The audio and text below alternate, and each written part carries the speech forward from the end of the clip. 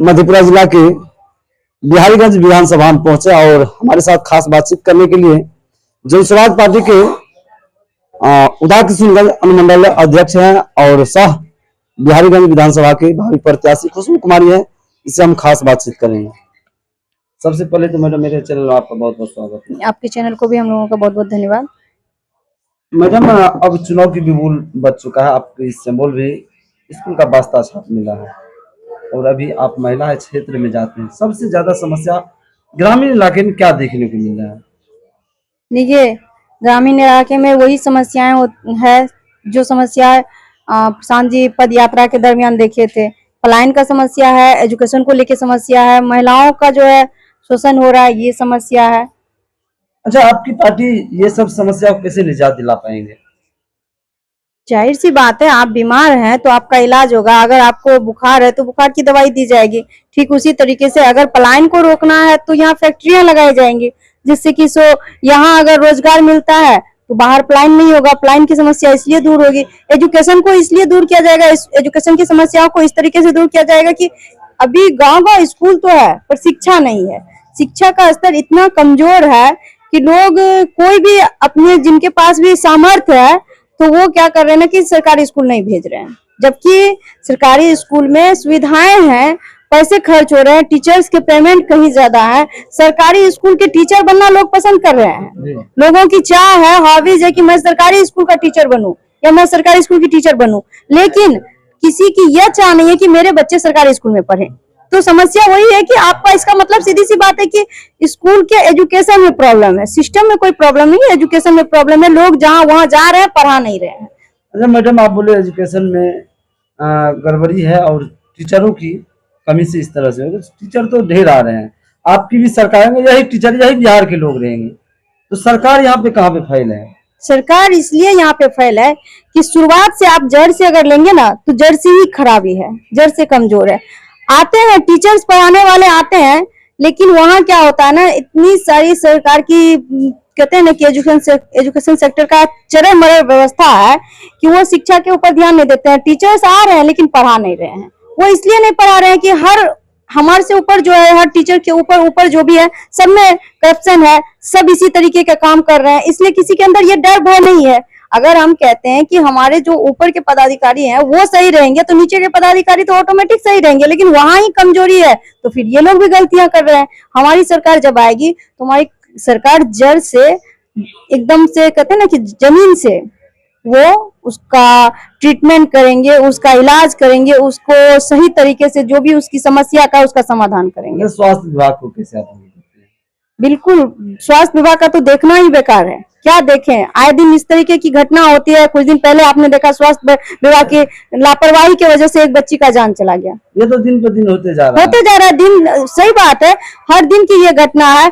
बड़े बड़े हॉस्पिटल दे दिए गए हैं, लेकिन अगर वहाँ पहुंचिए आप तो पता चलेगा ये दवाई नहीं है, वो दवाई नहीं है, ऐसी सुविधाएं नहीं है, यहाँ पर व्यवस्थाएं नहीं है, आप बाहर से दवाई ले लीजिए, तो फिर तो बात वही गई, क्या फायदा? तो इसको कैसे सुधार पाएंगे प्रशांत किशोर जी? इनको सुधारने के लिए भी बस वही बात है ना कि जहाँ कमी है, अगर इस तरीके अगर दवाई आ रही है और दवाई मिल नहीं रही है, अगर पेशेंट के पास वो रिपोर्ट करते हैं, शिकायत करते हैं, तो जड़ से उसकी जो होती है ना ट्रीटमेंट किया जाएगा, मतलब जड़ से जो उसकी है समस्या का समाधान किया जाएगा।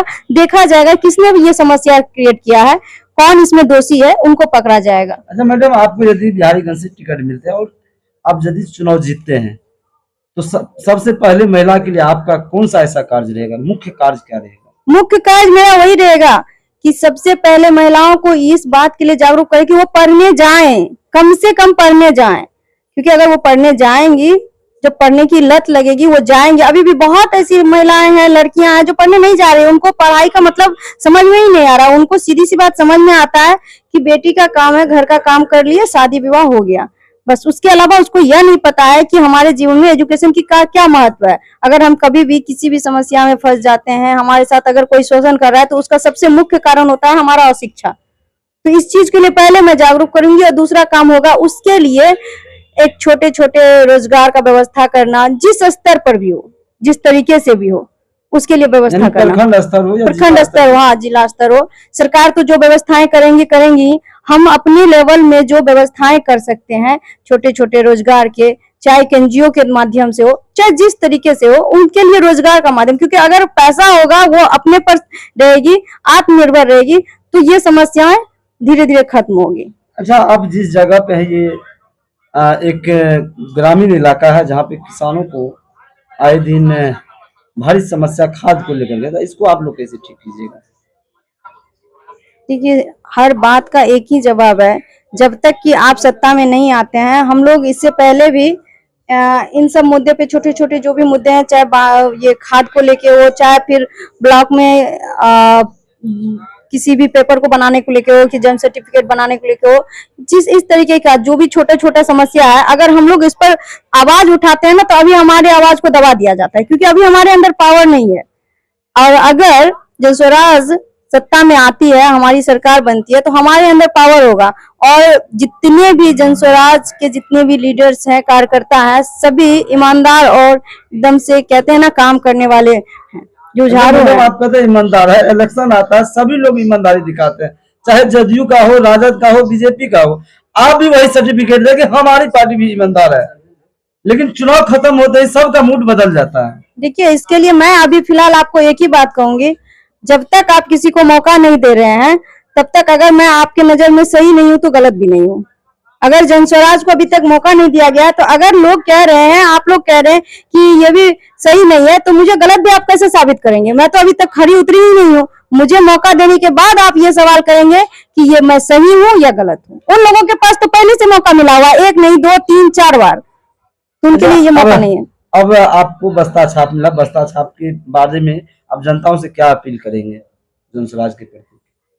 मैं उनको कहूंगी कि अपने बच्चों का वास्ता, और आपको वोट देना है तो बस्ता स्कूल के बस्ता छाप पे जी वोट दीजिए। किस तरह से अपने बातों को रखा, तो आप लोग का क्या रहा है? आप लोग यदि हमारे वीडियो को यूट्यूब पे देख रहे हैं तो उसको सब्सक्राइब करें, या फेसबुक पेज पे देख रहे हैं तो उसको फॉलो करें, और ज्यादा से ज्यादा शेयर करें, और आप कहां से कमेंट जरूर करें। देखते रहे मधेपुरा 24 लैंग्वेज में।